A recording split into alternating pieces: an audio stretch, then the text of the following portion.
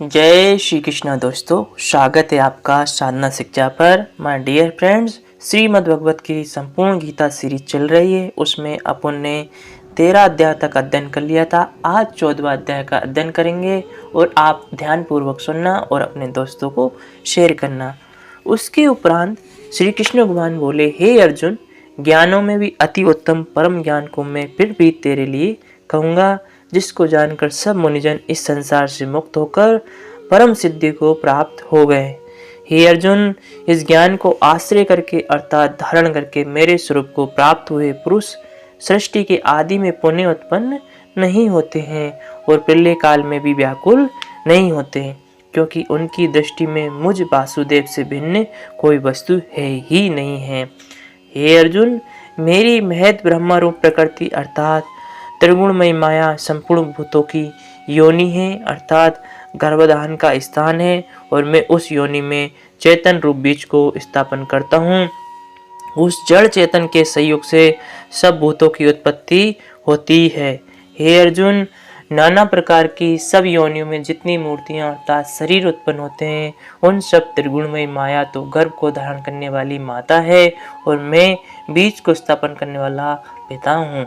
हे अर्जुन, सद्गुण, रजोगुण और तमोगुण ऐसे ये प्रकृति से उत्पन्न हुए तीनों गुण इस अविनाशी जीवात्मा को शरीर में बांधते हैं। हे निष्पाप, उन तीनों गुणों में प्रकाश करने वाला निर्विकार सद्गुण निर्मल होने के कारण सुख की आसक्ति से और ज्ञान की आसक्ति से अर्थात ज्ञान के अभिमान से बांधता है। हे अर्जुन, राग रूप रजोगुण को कामना और आसक्ति से उत्पन्न हुआ जान वह इस जीवात्मा को कर्मों की और उनकी फल की आसक्ति से बांधता है। और हे अर्जुन, सर्वदेहाभिमानियों के मोहने वाला तमोगुण को अज्ञान से उत्पन्न जान और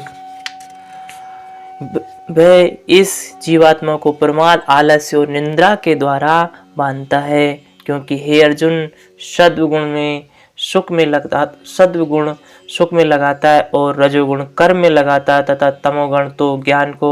आच्छादन करके अर्थात ढक के प्रमाद में ही लगाता है। और हे अर्जुन, रजोगुण और तमोगुण को दबाकर सद्गुण होता है अर्थात बढ़ता है तथा रजोगुण से और सद्गुण को दबाकर तमोगुण बढ़ता है। वैसे ही तमोगुण और सद्गुण को दबाकर रजोगुण बढ़ता है। इसलिए जिस काल में इस देह में तथा अंतःकरण इंद्रियों में चेतनता और बोध शक्ति उत्पन्न होती है, उस काल में ऐसा जानना चाहिए कि सद्गुण बढ़ा है। और हे अर्जुन, रजोगुण के बढ़ने पर लोभ और प्रवृत्ति अर्थात सांसारिक चेष्टा तथा सब प्रकार के कर्मों का स्वार्थ बुद्धि से आरंभ एवं अशांति अर्थात मन की चंचलता और विषय भोग की लालसा ये सब उत्पन्न होते हैं। तथा हे अर्जुन, तमोगुण के बढ़ने पर अंतःकरण इंद्रियों में अप्रकाश एवं कर्तव्य कर्मों में अप्रवृत्ति और प्रमाद अर्थात व्यर्थ चेष्टा और निंद्रा आदि अंतःकरण की मोहिनी वृत्तियां ये सब ही उत्पन्न होते हैं। हे अर्जुन, जब यह जीवात्मा सद्गुण की बुद्धि में मृत्यु को प्राप्त होता है, तब तो उत्तम कर्म करने वालों के मल रहित अर्थात दिव्य स्वर्ग आदि लोगों को प्राप्त होता है। रजोगुण के बढ़ने पर अर्थात जिस काल में रजोगुण बढ़ता है, उस काल में मृत्यु को प्राप्त होकर कर्मों की आसक्ति वाले मनुष्यों में उत्पन्न होता है तथा तमोगुण के बढ़ने पर मरा हुआ पुरुष कीट पशु आदि मूढ़ योनि में उत्पन्न होता है, क्योंकि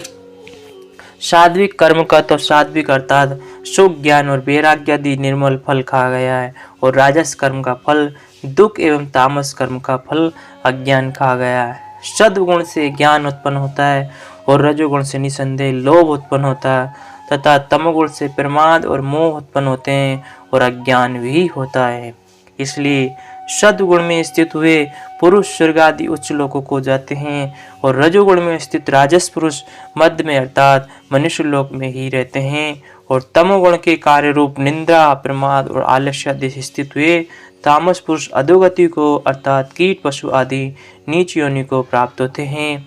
अर्जुन,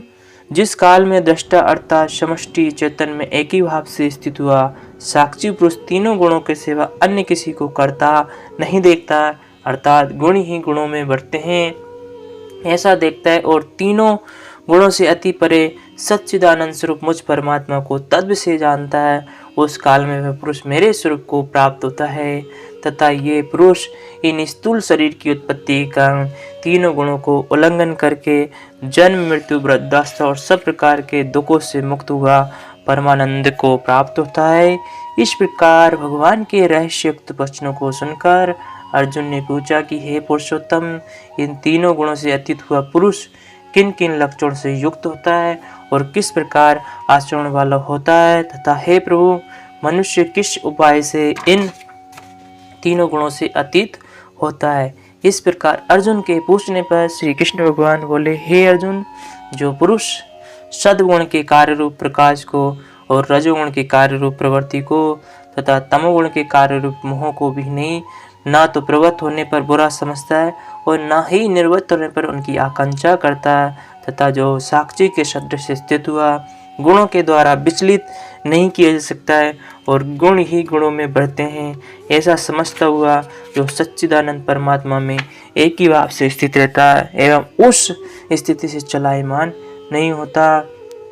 जो निरंतर आत्मभाव में स्थित हुआ दुख सुख को समान समझने वाला तथा मिट्टी पत्थर और सुवर्ण में भी समान भाव वाला और धैर्यवान है, तथा जो प्रिय और अप्रिय को बराबर समझता है और अपनी निंदा स्तुति भी समान भाव वाला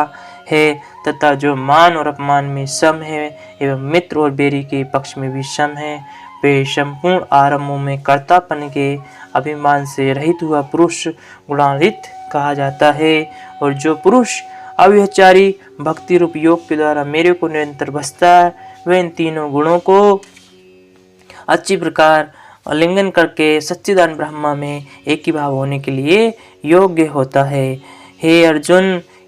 उस अविनाशी परब्रह्मा को और अमृत का तथा नित्य धर्म का और अखंड एक रस आनंद का मैं ही आश्रय हूँ, अर्थात उपयुक्त हूँ, ब्रह्मा हूँ, अमृत हूँ, अव्यय हूँ, शाश्वत धर्म तथा एकांतिक सुख, ये सब मेरे ही नाम है, इसलिए उनको मैं परम आश्रय मानता हूँ। बोलो जय श्री कृष्णा, जय श्री राधे। मिलते हैं नेक्स्ट अध्याय में, तब तक के लिए जय श्री कृष्णा।